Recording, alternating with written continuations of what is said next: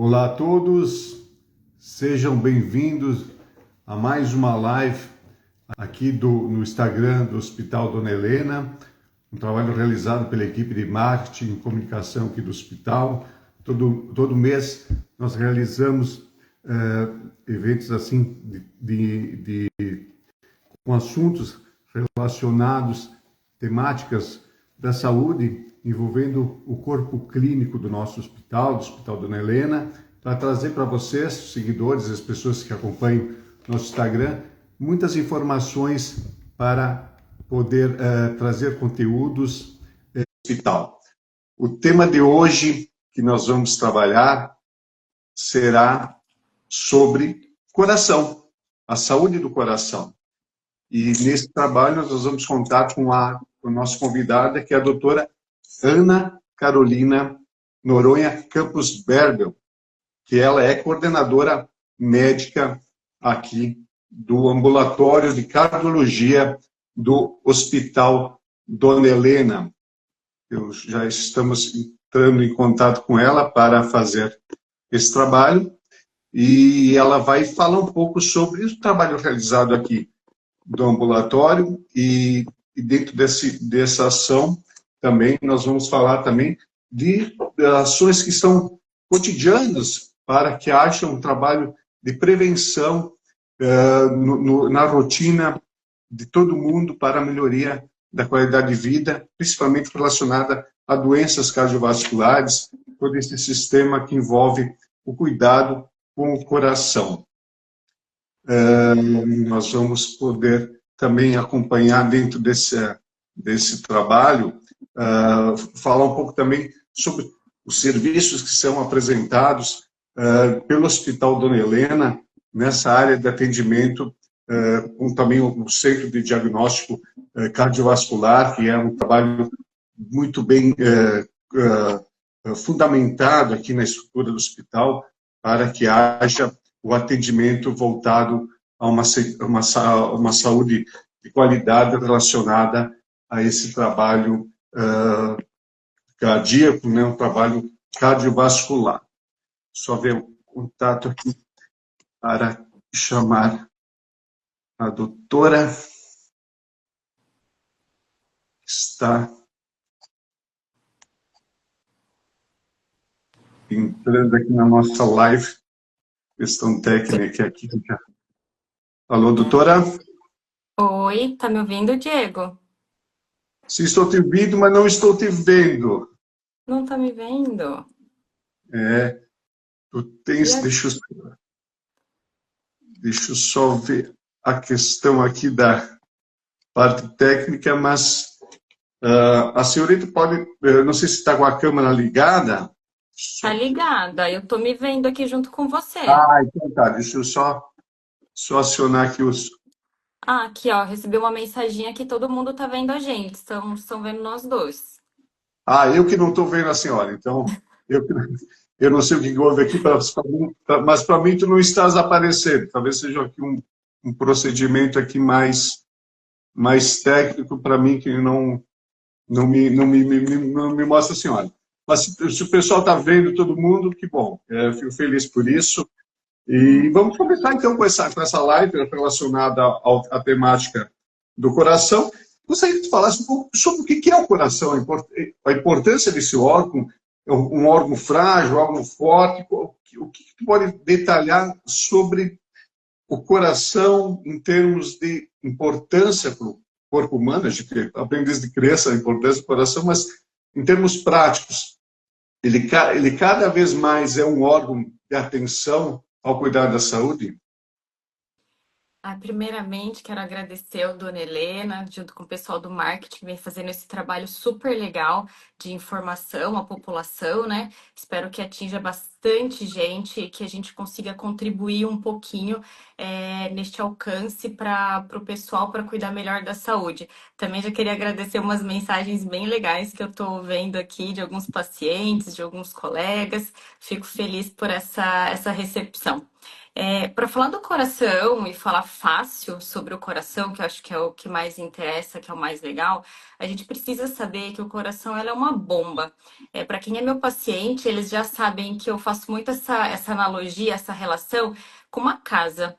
O coração nada mais é do que são tubos e conexões e fiação elétrica. E ela é uma bomba que precisa funcionar adequadamente para toda a funcionalidade do corpo, né? Então, a gente tem a parte elétrica, a gente tem a parte dos tubos, que são as coronárias, que é a aorta, que vai levar sangue para o corpo inteiro, nutrindo o corpo. Então, se o coração funciona bem, o corpo funciona bem. Se ele não estiver funcionando, ele vai dar problema e muito para todos os outros órgãos. Então, isso é extremamente importante.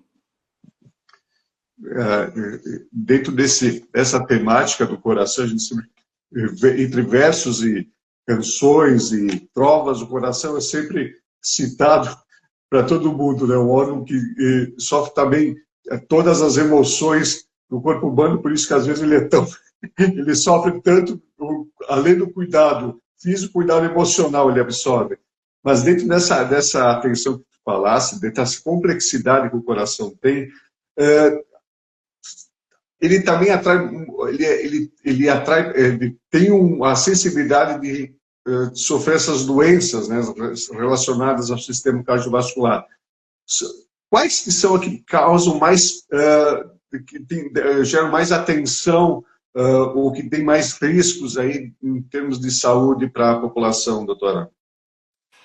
É bom lembrar que a doença cardiovascular no nosso país e em grande parte do mundo é a doença que mais mata, né? Mas o que são as doenças cardiovasculares que levam essa grave enfermidade, que vão levar à morte do paciente, geralmente, que vem diminuindo a idade dos pacientes no decorrer dos anos, né? Então, assim, as doenças que mais matam do sistema cardiovascular, no final, vai ser o quê? O infarto, que é quando o paciente tem um ataque cardíaco, e também lembrando que parte vascular, a gente tem que lembrar que o AVC, acidente vascular, tanto isquêmico quanto hemorrágico, também faz parte, né? E daí, ao curso, né, evoluindo as doenças cardiovasculares, a gente também vai ter insuficiência cardíaca, que é muito importante também, que é o famoso coração fraco, que vai levar a maior gravidade e é mais importante para os pacientes. Mas por que que eu tenho infarto? Por que que eu tenho AVC? Por que que meu coração sofre, né? Dessa forma? O impressionante que a gente vê nos estudos que uma das principais causas, a porta de entrada para essas doenças mais graves é a pressão alta. Então a gente fala, minha pressão tá 14/9, de vez em quando sobe um pouquinho, tá 15/10, 15/9, não, mas tá tudo bem, eu não sinto nada. A gente não sente mesmo. A pressão alta, ela é uma doença silenciosa. Se eu já estou tendo algum sintoma de hipertensão, é porque já passou muito da hora de eu cuidar do meu coração, cuidar da minha pressão. Então, isso é extremamente importante, tá? A pressão, o que que ela é ideal? Abaixo de 12/8. Se minha pressão está acima disso, eu preciso procurar um médico, eu preciso procurar o clínico, o cardiologista e fazer uma avaliação para ver se realmente eu sou hipertenso, minha pressão está alta e se eu preciso já abrir mão de algum cuidado, né? Outras doenças, também comorbidades, que a gente fala que leva à alteração da saúde do coração, o tabagismo, extremamente importante, hábitos alimentares ruins, né? Então, alimentação rica em gordura, rica em açúcar, também faz muito mal, que leva ao quadro de obesidade. A obesidade é uma doença e precisa ser cuidada, sim, que tem várias outras doenças associadas, como, por exemplo, esteatose hepática, que é o acúmulo de gordura no fígado, então é muito importante. Temos também outros fatores de risco que podem levar ao infarto, ao AVC, como o sedentarismo, falta de atividade física. Tá aqui um ex-personal meu que tá vendo a live, que não me deixa mentir, que eu mando o paciente fazer, mas eu também faço. Encontrei com ele hoje na academia.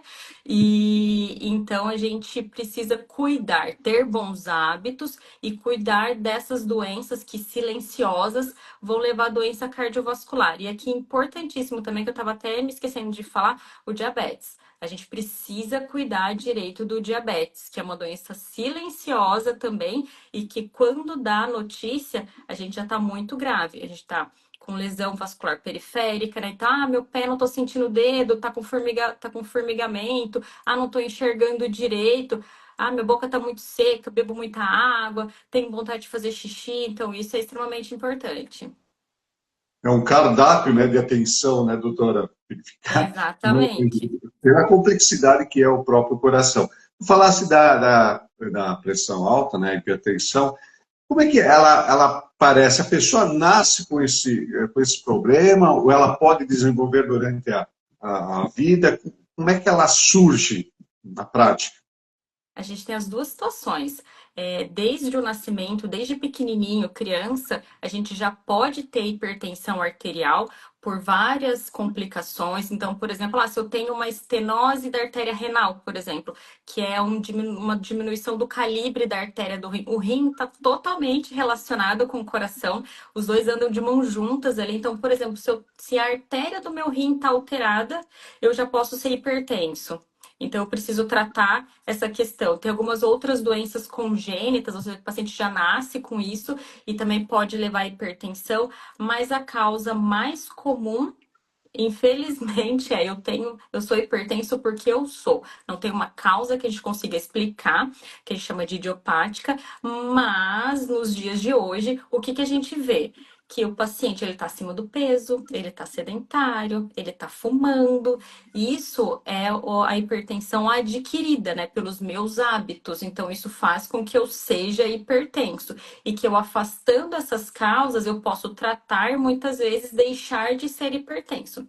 Temos aqueles pacientes adultos jovens também, que por histórico familiar, por exemplo, meu pai é hipertenso, minha mãe é hipertensa, querendo ou não, eu já tenho ali, eu falo que o fruto não cai longe do pé, então a gente acaba também sendo hipertenso por ter esse histórico familiar. Mas lembrando que, principalmente, os pacientes que estão hipertensos por hábitos, porque daí a gente consegue reverter muitas vezes sem necessidade de medicação. Agora, o paciente que ele nasce, tem alteração genética, enfim, eu sou atleta, eu faço atividade física, eu sou magro e sou hipertenso. E esses vias de regra, muitas vezes a gente vai ter que manter com medicamento.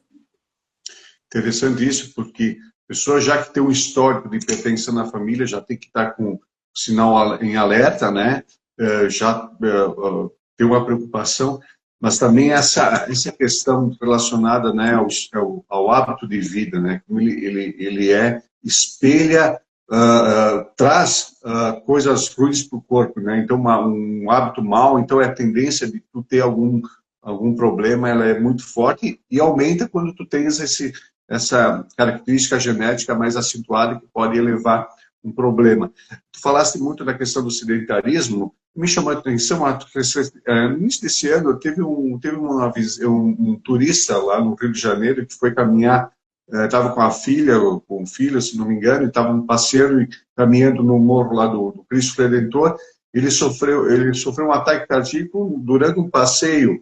Isso me chamou a atenção, porque às vezes tu começa a sair um pouco da rotina, tu é mais sedentário, começa a criar um hábito um pouco de caminhar mais, ou até numa área, geralmente no lazer, que o pessoal faz uma trilha, uma caminhada, e dá um problema. Que mensagem isso traz nessa visão voltada ao coração? Aqui pra gente em Joinville, por exemplo, que nós temos o mirante, né, que é muito comum as pessoas subirem o mirante, que é uma atividade, né, de moderada e importante intensidade. A gente tem esses casos também de paciente que tem parada cardíaca, morte súbita durante o esforço. São várias as causas que podem levar esse quadro de parada cardíaca, morte súbita.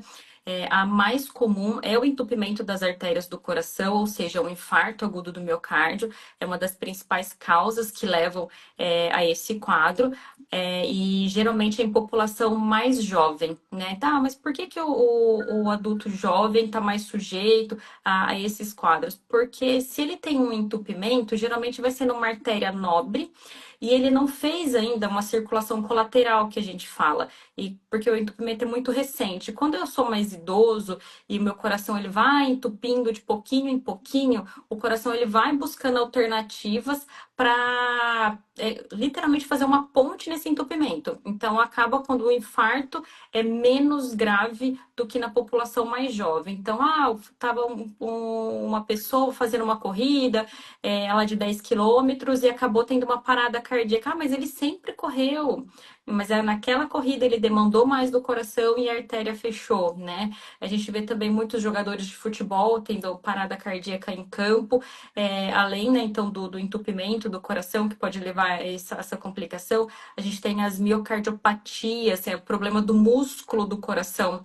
Então, esse paciente tem essa alteração que pode levar a aumentar a demanda da energética desse paciente, ter alteração para arritmias, e daí levar a uma parada secundária à arritmia. Por isso que hoje em dia esses pacientes acabam fazendo mais avaliações cardiovasculares até para liberação profissional.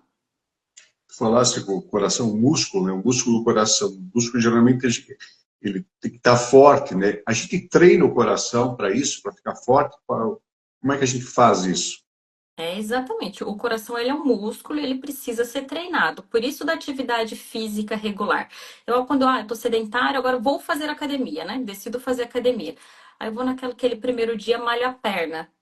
Ai, dói. No segundo dia dói, primeiro dia dói, segundo dia dói mais. O coração é a mesma coisa. Eu vou começar a fazer atividade física, eu não consigo fazer uma atividade física vigorosa, né? Eu preciso aumentar progressivamente, eu preciso treinar o meu coração para ele cada vez conseguir fazer mais e mais esforço e cansar menos. Então, essa atividade progressiva, escalonada, é extremamente importante.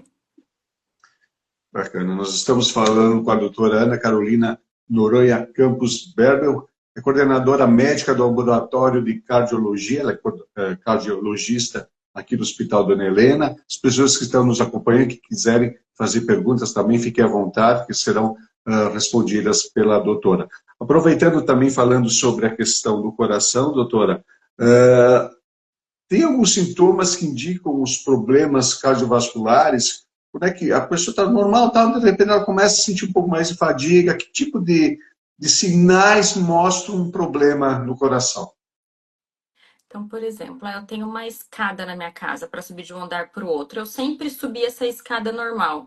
Agora eu tô precisando parar no meio da escada. Não é normal. Então, subir um lance de escada da minha casa é uma atividade habitual. Se eu já não tô conseguindo fazer adequadamente, é porque alguma coisa pode estar acontecendo. Se eu ia no supermercado e carregava 3, 4 sacolinhas de supermercado normal, e agora eu não tô conseguindo carregar mais, por que eu tô cansada? Por que eu tô cansando mais se é uma atividade que eu sempre fazia, né? A dor no peito também. Então, eu sempre andei 100 metros lá para levar meu filho na escola. Agora tô cansada, aí tá me dando um desconforto, uma dor no peito, às vezes me dá uma dor na boca do estômago, não precisa ser nem dor no peito, irradia para as costas, para o pescoço, mandíbula também é um sinal.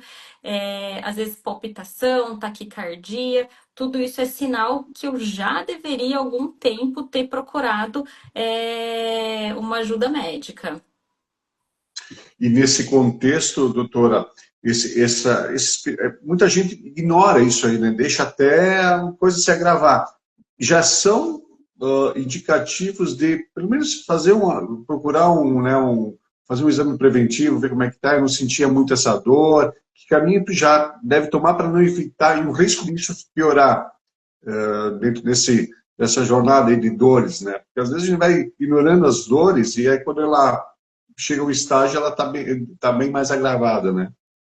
É o que eu sempre costumo falar para meus pacientes também, se eu tenho dor da cicatriz umbilical até o meu fio do cabelo, até que me prove o contrário, é do coração. Eu descartando que seja do coração, a gente vai procurar outras causas, né? Porque geralmente é o coração que vai matar. O que confunde muito hoje em dia os sintomas com a ansiedade, né? Então, o paciente é ansioso, tô com dor no peito, vai no pronto-socorro, é ansiedade.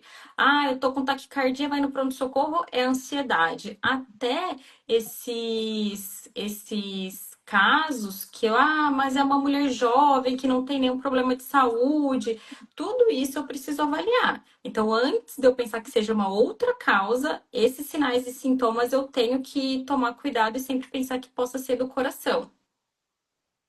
Bacana. Nós temos uma pergunta aqui, o Noronha Med, deve ser um colega da senhora, pergunta, doutora Ana, quais os sinais de alerta para o tosco do AVC? O coração pode ser ocupado? Então, tem muitos casos de AVC que eles são secundários a problema do coração. Então, por exemplo, os AVCs cardioembólicos. Então, às vezes eu tenho uma fibrilação atrial, por exemplo. O que é fibrilação atrial? É um tipo de arritmia muito comum, que via de regra, ela é, vamos colocar bem entre aspas, bozinha, mas que se não cuidar adequadamente, vai soltar trombos de dentro do coração, coágulos, e esse coágulo vai subir para a cabeça e vai acabar dando o AVC, tá? Então, até nesses casos, a gente precisa de ter esse atendimento com a ritmologista, com o cardiologista, para ver se eu preciso entrar com algum medicamento, controle de frequência cardíaca, reversão para um ritmo normal do coração, para que eu não tenha esse agravante. Outras causas também que eu posso ter de AVC, se eu tiver uma pressão extremamente descontrolada, muito alta, muito alta, que daí acaba comprometendo a circulação da cabeça, porque acaba não fluindo sangue adequadamente, que pode ser um caso também, inclusive de AVC hemorrágico, quando tem sangramento dentro da cabeça.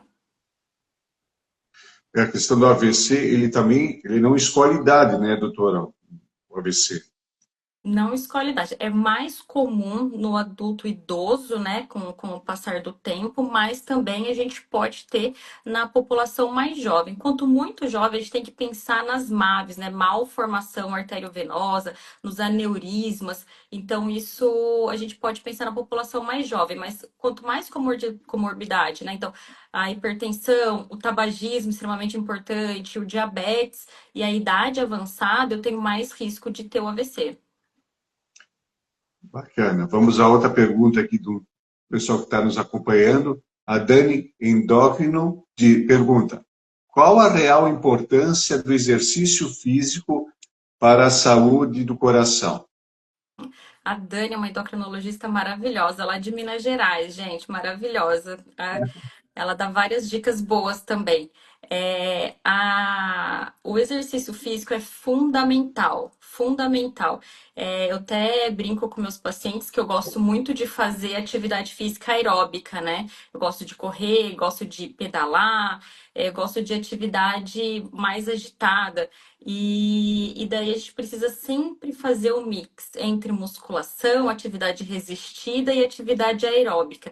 Literalmente treinar o coração como um todo. Eu preciso ter reserva muscular, eu preciso treinar o meu músculo para sustentar tudo, além até na velhice, né, que eu tenho dificuldade para andar, que eu tenho dificuldade de movimentação, eu preciso treinar minha musculatura e eu também preciso treinar o músculo do meu coração para que eu consiga ter toda a funcionalidade, né? Que eu consiga drenar o sangue e ele nutrir todas as áreas do meu corpo, principalmente os órgãos nobres, né? Cabeça, rim, tudo isso é extremamente importante. E, doutora, tu falaste também um pouco dos exercícios físicos. Mas antes de iniciar uma atividade física, qual a orientação? Até para que tu não se surpreenda com dores, um problema cardiovascular, porque tu vai exigir mais dele. O que a gente orienta, se você vai começar a fazer uma atividade física regular, né, que o ideal é fazer pelo menos de moderada intensidade, que você passe por uma avaliação médica para avaliar se o seu coração está saudável, porque muitas vezes a gente não sente nada mesmo, porque no começo do problema cardiovascular, a gente não tem nenhum sintoma. E daí é quando eu começo a fazer o esforço que começo a ter sintoma. É comum o paciente falar, eu estava bem, aí agora que eu comecei a fazer a atividade física, aí agora que me surgiu o problema. Eu falo, não, o problema já estava, mas é agora que você está esforçando mais seu coração, mandando ele fazer mais força, que você está começando a sentir. Então, o ideal, se você conseguir sempre fazer uma avaliação cardiovascular antes de começar uma atividade física, é melhor. Então é importante isso mesmo. A Jaque pergunta, como o estresse crônico, importante essa pergunta, como o estresse crônico impacta diretamente a saúde cardiovascular?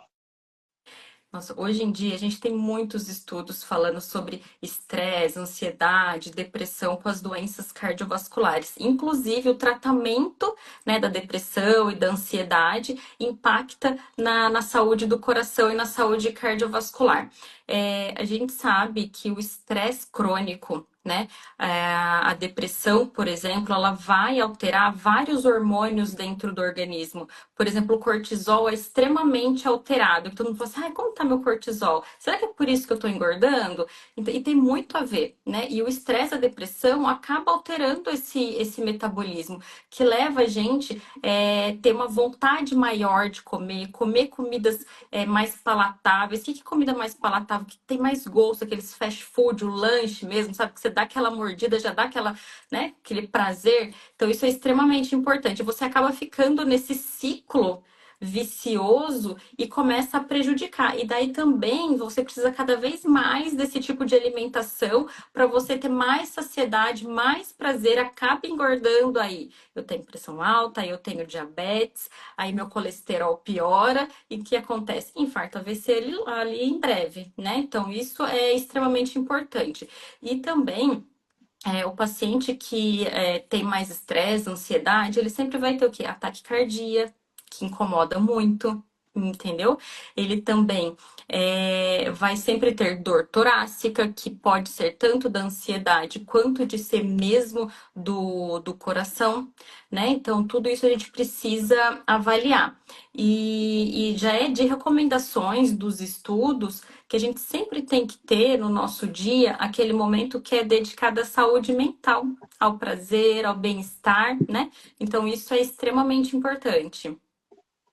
Essa é uma hora que a multifuncionalidade na medicina trabalha em parceria, né? Então, não é só o coração, mas é vários órgãos que têm que estar funcionando bem para que todo o conjunto esteja perfeito e a questão da saúde mental é muito importante nesse Aí, sentido. em relação ao medicamento, né, que eu até comecei a falar, mas eu não falei, não complementei o raciocínio, tem vários medicamentos de tratamento de ansiedade e depressão, por exemplo, ou de esquizofrenia, enfim, algumas doenças psiquiátricas, que elas levam muito ao aumento de peso. Já é inerente do medicamento, o paciente tem mais fome tomando esses medicamentos. Um dia desse eu fui até dar aula para um grupo de psiquiatras, de realmente a gente fazer essa multidisciplinaridade, sabe? Então, se eu tenho meu paciente que eu tô tendo dificuldade para controlar o peso, tô tendo dificuldade para controlar o diabetes, a pressão, e ele tá tomando esses medicamentos que também muitas vezes eles cursam com hipertensão, por que não a gente não conversar, né? Então, vamos conversar sobre o paciente, sentar, será que a gente não dá para trocar esse medicamento, ajustar a dose, para que eu consiga tanto tratar a saúde mental dele, quanto a saúde física cardiovascular? É importante isso, né? Porque tu vê um contexto específico de cada realidade, né, do paciente, né? Doutora, tem a pergunta da Mariane Vicenzi. Ela pergunta, doutora, pessoa com pressão alta desde jovem, mesmo tomando medicação, ela não normaliza. O que se pode fazer? Mari, um beijo para você. Mari é minha paciente, marido dela também, uns queridos. Mari, se a pressão não está controlada, a gente tem que investigar a hipertensão secundária, né? Então, tem algo a mais que está levando a hipertensão desses pacientes? Eu tenho paciente com hipertensão de 18 anos, 17 anos, que tomam 2, 3, 4 classes de medicamentos.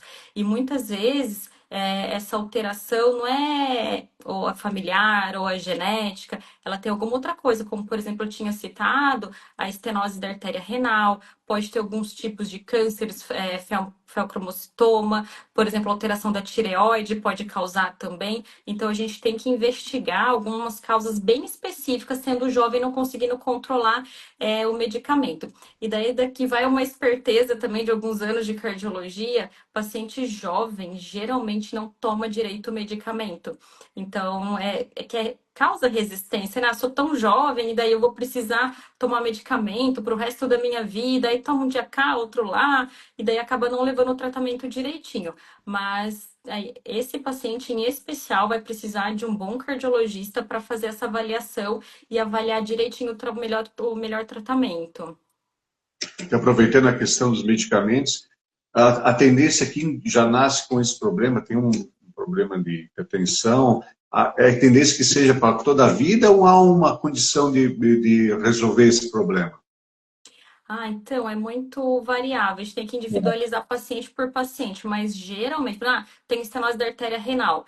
Em alguns casos, vou ter que ir lá colocar um stent nessa artéria do paciente e trato a hipertensão, né? Então, eu acabo tratando. Mas dependendo do caso, tem alguns casos que são cirúrgicos, outros casos que o paciente realmente vai ter que ficar com o medicamento para o resto da vida. Interessante. Uma pergunta do Lávio Cidral. Ele pergunta quais os primeiros sinais que minha saúde cardiovascular não está tão bem. Existe algum sintoma mais clássico que sinalize para isso? Olávio, infelizmente, no início das comorbidades, dos problemas cardiovasculares, a gente não vai ter sintoma nenhum.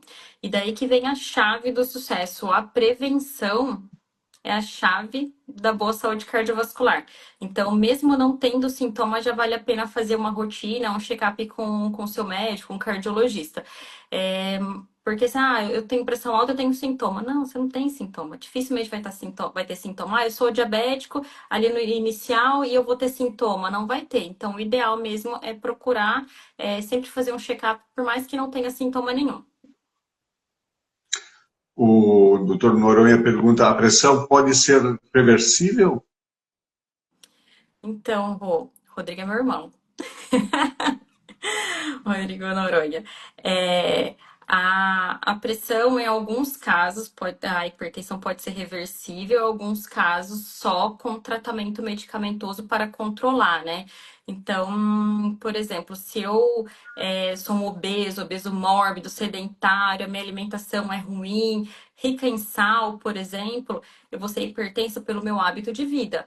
Aí eu mudo esse meu hábito de vida, eu emagreço, eu começo a fazer atividade física, minha alimentação tá pobre em sódio agora, né, em sal, aumenta o potássio, tudo isso vai fazer que eu tenha um controle da hipertensão. Então, eu era hipertenso porque eu estava com uma saúde prejudicada por hábitos de vida, obesidade, enfim, e controlei. Isso é muito comum, por exemplo, nos pacientes bariátricos, que eles fazem a bariátrica e ele era diabético, ele era hipertenso e deixou de ser. Isso é muito comum. Hoje em dia também a gente tem vários medicamentos que reduzem 15, 17, às vezes 20% do peso corporal do paciente, sem bariátrica, sem cirurgia. A gente também vê esses efeitos muito benéficos na saúde cardiovascular, na pressão, no diabetes, enfim.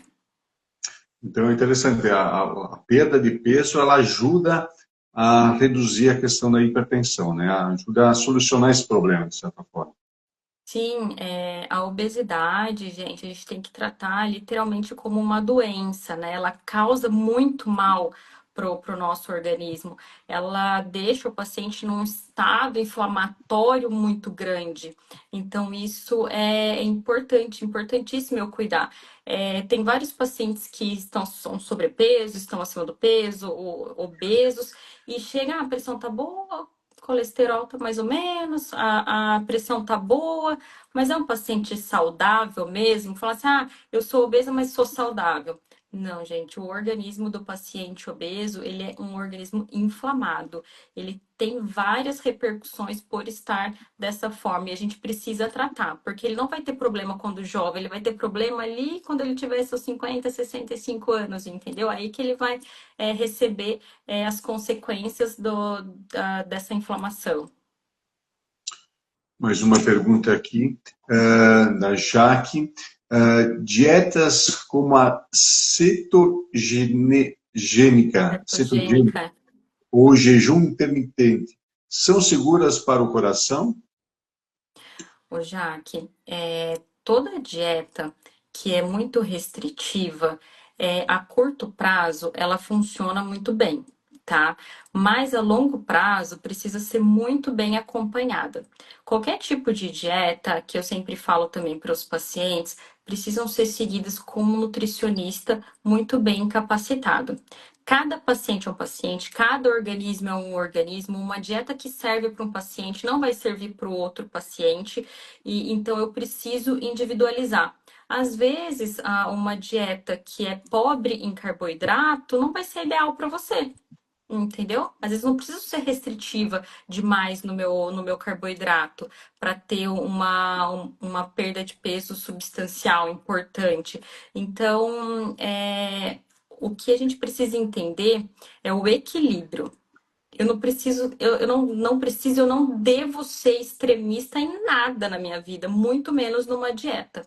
Se eu sou equilibrada, se eu conheço a qualidade, as propriedades do alimento, e eu faço isso de forma regular e saudável, é muito melhor do que eu pegar uma dieta cetogênica, que é um mês eu vou seguir firme, eu vou fazer aquela dieta, aí eu vou, faço, não funcionou, perdi o peso, eu emagreci.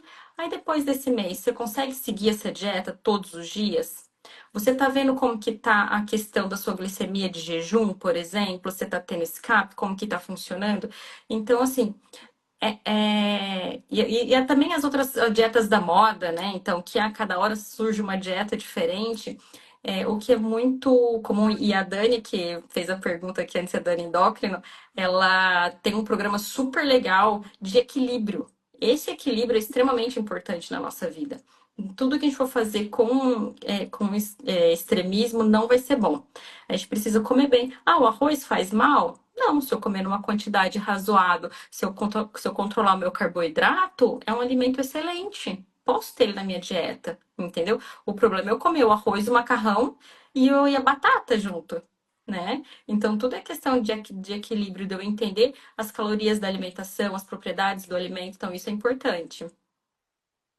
Até tu falasse dos atendimentos aí que você realiza aí no hospital. Como as pessoas reagem quando elas são informadas que possuem problemas cardíacos? Porque elas é um susto, elas têm que mudar muitos hábitos, elas começam a tirar dúvidas, elas falam, o que eu devo priorizar agora para manter uma vida normal, o que eu tenho que abrir mão, o que eu tenho que fazer? Como é que é essa reação do primeira informação de que, olha, está com um problema cardíaco, tem que mudar muito os hábitos? Como é que as pessoas encaram isso? Eles são muito resistentes ou vê que não, chegou a hora de Olha, mudar mesmo? é muito individual de cada paciente. Às vezes eu dou uma doença bombástica para o paciente. Ele fala, tá bom, vamos tratar, vamos fazer o que tem que fazer, super racional. Às vezes eu falo para o paciente, olha, o colesterol tá alto, a gente já tentou fazer mudança do estilo de vida, a gente já esperou alguns meses, não tá adiantando, já precisa tomar o remédio do colesterol. Meu, a casa cai. Não, porque eu não vou tomar remédio do colesterol isso, remédio do colesterol aquilo. Tem até a pergunta do colesterol ali, depois a gente responde. Porque eu não vou tomar o medicamento e fica bravo e fala, não é possível que todo médico quer prescrever remédio, todo cardiologista quer prescrever remédio do colesterol, e o remédio do colesterol faz mal, não vou tomar. É Sim. assim, é impressionante. Às vezes eu falo pro paciente, olha, a gente vai ter que operar o coração, a gente vai ter que trocar a válvula, vai ter que colocar ponte, e a cirurgia é de alto risco, e o paciente tem 90 anos. Eu falo, tudo bem, doutora, vamos lá fazer. Então é muito individual, assim. Via de regra, o que eu acabo fazendo para minimizar essas notícias que são mais graves, né, para o paciente, é sempre ter uma aproximação com o mesmo. Então, de explicar, né, ser empática mesmo, de aproximar o paciente, explicar a doença. Porque muitas vezes o paciente ele só vai tratar adequadamente, até de tomar o remédio, se ele entender por que que ele está tomando aquele remédio. Se só falar para ele, ó, colesterol alto, toma o remédio, volta daqui 3 meses com o exame, grande chance dele não tomar, esquecer, tomar de qualquer jeito. Agora, se você explica a importância, para que funciona o remédio, como que ele vai tomar, ajuda ali no dia, coloca uma hora, fica pensando, eu trabalho à noite, que horas que eu vou tomar o remédio? Então, fazendo essa aproximação, dando essa liberdade, essa conversa com o paciente, a gente facilita muito a vida e ele consegue aderir ao tratamento. Então, aproveitando a deixa para a pergunta do Dr. Noronha, remédio para o colesterol faz mal para a saúde? Ai, gente, ó, é que essa daí eu vou até me arrumar aqui. Se você não precisar tomar o remédio do colesterol, porque você não tem problema, vai fazer mal porque você está tomando um remédio que não precisa, tá? Agora, o remédio do colesterol bem indicado, então, por exemplo, eu infartei. Você vai tomar o remédio do colesterol pro resto da sua vida. Não tem como não tomar. E não é da minha cabeça, não é da cabeça de um cardiologista, do outro endocrinologista. Não é, são os estudos. Tudo que a gente faz na medicina baseada em evidência, não é nada da nossa cabeça. Não é porque a gente está ganha dinheiro da indústria farmacêutica, não é isso. A gente lê muito, a gente estuda muito, e a gente só vai prescrever para os nossos pacientes aquilo que tem benefício para o paciente.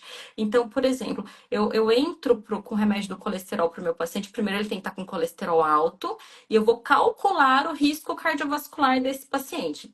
A gente tem na literatura e nos estudos alguns scores de risco que a gente vai lá, coloca na calculadora.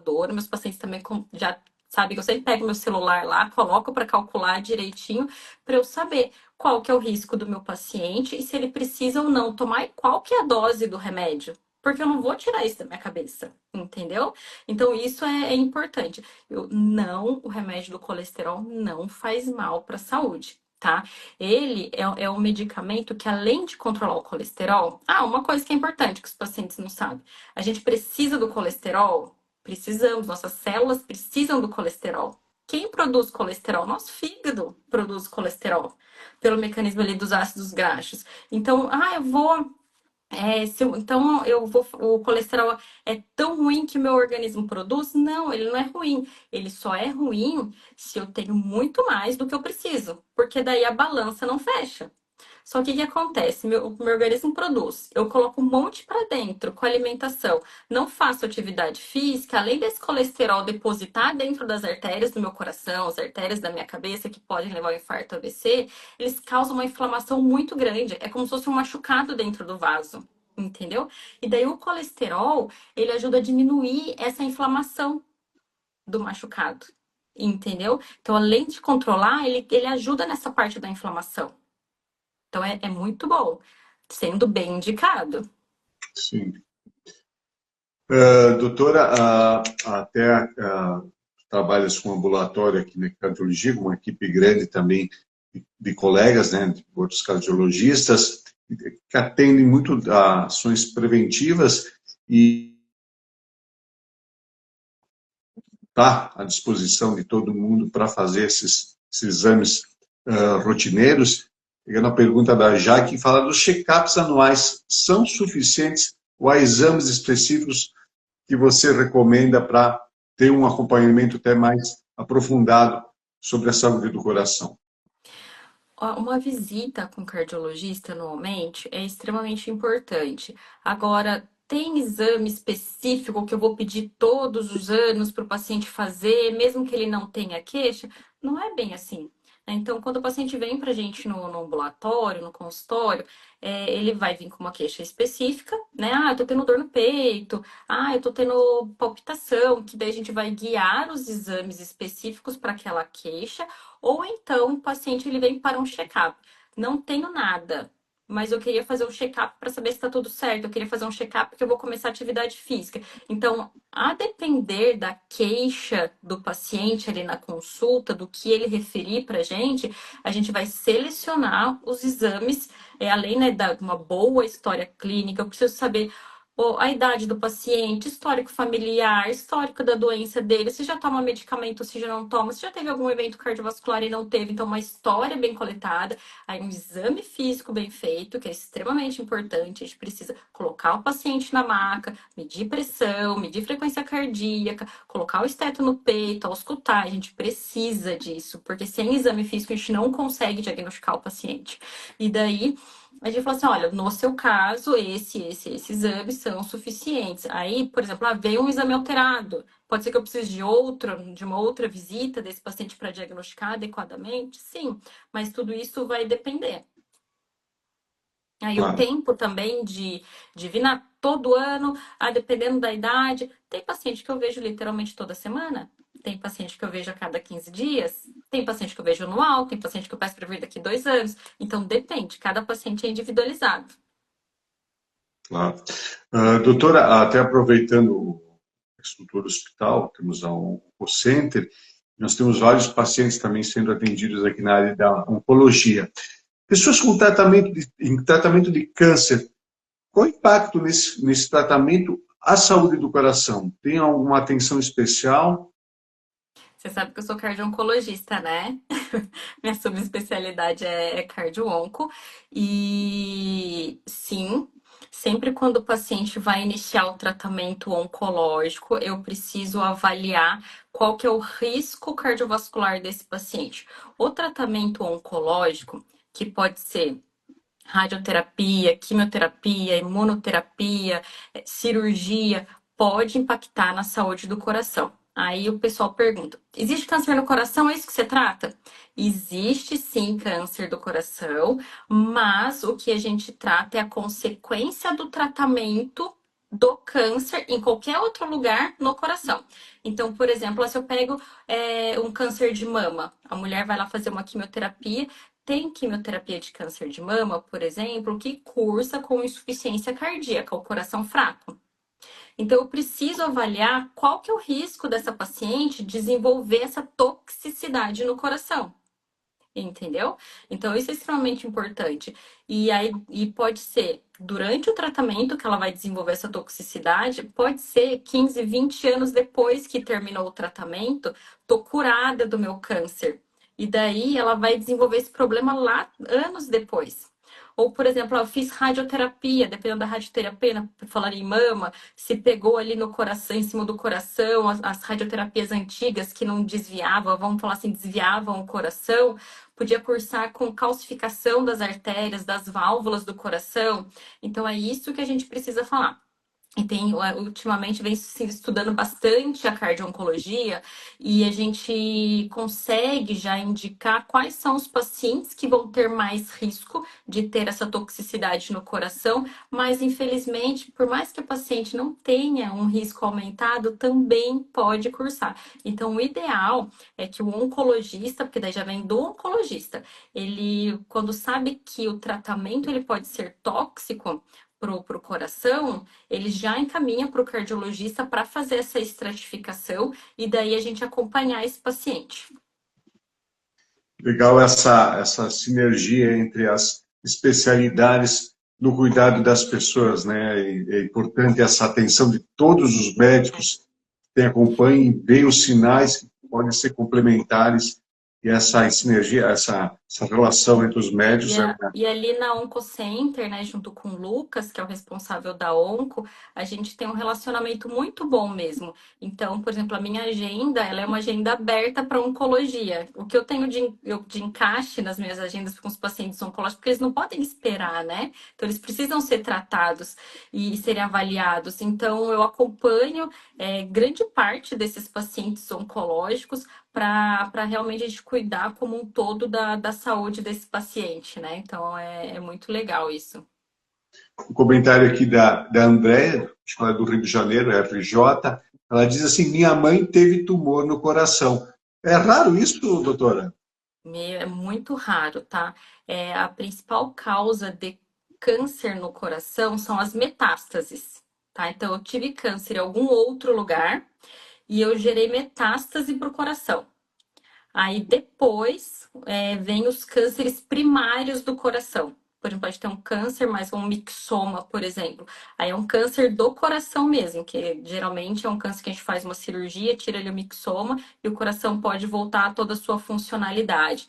Tem outros tumores que são mais agressivos, que a gente precisa ter mais cuidado. Tem tumores que a gente precisa fazer quimioterapia, cirurgia, enfim. Mas é muito raro, muito, muito raro, mas acontece, infelizmente. E, doutora, até aproveitando assim o próprio coração em si, a formação do coração no bebê, né, no feto, a etapa da formação do coração, imagino que seja muito importante na geração de vida. Há um cuidado também médico nessa orientação à mãe, né, as etapas, cada etapa é importante, mas tem uma atenção maior nesse período que, quando começa a formar o coração começa a ser constituído para que não haja depois esses problemas futuros. Como é que tu avalia essas etapas da gestação e na formação de vida, mas pela formação do próprio órgão? Diego, você não começa a me apertar com cardiopatia congênita, hein? Olha que os meus pacientes são 65 mais. Tô brincando. Hoje em dia, a ginecologia evoluiu muito, né? E os exames diagnósticos para as cardiopatias congênitas, elas já são feitas muitas vezes durante a gestação. E para fazer essa avaliação, a gente tem que fazer o ecocardiograma fetal. Então, igual a gente faz o ecocardiograma, que é esse que a gente passa um gelzinho no nosso peito e daí vai lá ver o coração, a gente vê o coraçãozinho da criança dentro da barriga da mãe, tá? Quando eu tive meu filho, o Pedro, deu a época de fazer... A Mari tem novinhos, que eles são novinhos. Foi a época dele fazer o eco fetal, né? Eu fiquei assim, eu preciso ver tudo, eu preciso ver a aorta, eu preciso ver se tem as 4 câmaras do coração, como que tá a válvula, porque tinha morrido de medo dele ter cardiopatia congênita, né?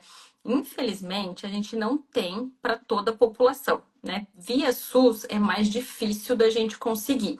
Agora, no cenário de convênio particular, isso é mais fácil, né? Então, a gente consegue estar no rol da ANS para fazer ali o eco fetal, e eu indicaria sim fazer para todo mundo, porque a gente pode evitar muitas complicações, a gente consegue fazer alguns tratamentos já na barriga da mãezinha, ou então a gente, quando o paciente, né, a mãe vai ter o parto, a gente já sabe exatamente qual que vai ser o tratamento que essa criança vai precisar. E daí entra o cardiopediatra, né, para fazer toda essa avaliação, esse diagnóstico e acompanhar o bebezinho. Sabia que tu ia dar uma resposta bem boa, mesmo não qualidade que tu tens para dar essa resposta, e com certeza a medicina ela está atenta, né? Ela consegue avançar cada vez mais nos diagnósticos, né, doutora? E até a tendência cada vez mais, como é que tu vê até a tendência da cardiologia? Vai ter um evento agora esse ano que a senhora organiza, né? Uma análise da função da cardiologia, uma tecnologia sendo parceira também.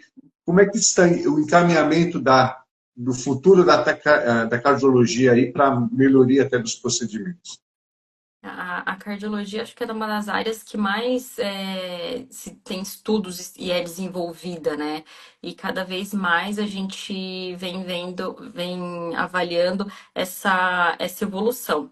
Tanto em qualidade de exames, de imagem, para diagnóstico precoce de doenças, e até em relação a procedimentos. Estava numa reunião com o pessoal da cirurgia cardíaca, né? Ele falou assim: mas o clínico, ele tá querendo acabar com a cirurgia, daqui a pouco ele vai querer acabar com a hemodinâmica, porque os tratamentos, eles vêm melhorando tanto que a gente está sendo menos invasivo com o paciente. É lógico que tem situações que não tem como, mas a intenção é essa mesmo, eu diagnosticar tão precoce o paciente que ele não precisa evoluir vias de fato, de ir para um centro cirúrgico, para uma cirurgia. E isso tá acontecendo muito rápido, sabe? E é muito legal. A gente tem também a genética, né? A gente tinha muitas pesquisas com outras áreas e agora a gente vê que com análise genética também, que a gente tem um ambulatório de genética no Dona Helena, que é feito pela doutora Carila, que a gente já consegue diagnosticar, por exemplo, tem uma cardiomiopatia hipertrófica, eu diagnostico aquele paciente, eu já passo, que é o caso índice, que a gente fala, a gente já passa a investigar toda a família para pegar lá no comecinho o problema, sabe? Já começar a avaliar esse paciente. Então, isso é muito legal, muito importante. Bacana essa questão da genética, que cada vez mais está sendo ganhando importância para esse futuro da medicina, né? Já começar a mapear os possíveis problemas e já começa a resolver bem de forma antecipada, ter algumas projeções também para tratamentos. Doutora, a gente já está chegando quase 1 hora de live, nós estamos encaminhando ao encerramento dela. Eu quero agradecer as pessoas que estão conosco, quem entrou e que saiu. Depois, esse essa gravação vai ficar no Instagram do Dona Helena e também a gente reproduz no YouTube, que as pessoas podem assistir também em outras oportunidades para acompanhar os assuntos. Você, para encerrar, tu falasse um pouco desse trabalho da tua equipe no ambulatório de cardiologia e também essa sinergia com o diagnóstico cardiovascular do Dona Helena, que também tem essa relação de complementar, né, para diagnósticos precisos, para dar todo esse suporte ao trabalho de vocês e um melhor resultado aos pacientes. A cardiologia do Dona Helena, ela segue uma linha de cuidados do paciente, tá? Então, desde quando o paciente entra no pronto-socorro, a gente já tem a equipe de sobreaviso que avalia esse paciente. Se ele precisar ficar internado, essa equipe vai acompanhar o paciente. Aí temos todos os exames, né, especializados da parte cardiovascular. E depois que esse paciente passa da internação, ele já é diretamente encaminhado para o nosso ambulatório, salvo exceção, os pacientes que já têm algum assistente fora, esse paciente vai voltar com o seu médico específico, mas a gente tem todos os exames específicos que a gente precisa para tratar adequadamente o paciente. Então, ali no ambulatório, a gente tem os exames de método que a gente fala, que é o Holter, mapa, teste ergométrico. A gente tem médicos muito capacitados, então a gente tem médicos especialistas em ciência cardíaca, em válvula, em genética, cardio-onco, da parte de coronária. Então a gente tem uma equipe muito grande no ambulatório, uma equipe bem legal na internação também dos pacientes. A gente tem a medicina de imagem cardiovascular com ecocardiograma, dupla de carótidas e vertebrais. Futuramente a gente está reformando a metade de um andar ali no Dona Helena. Vai ser um filho nosso aí que vai nascer, que vai ser um andar totalmente dedicado à cardiologia. A gente vai ter a reabilitação cardíaca, nem acredito, uma novidade muito boa para o Dona Helena, com ergospirometria, com pacientes indo fazer a reabilitação dentro do nosso serviço. Isso vai ser extremamente legal.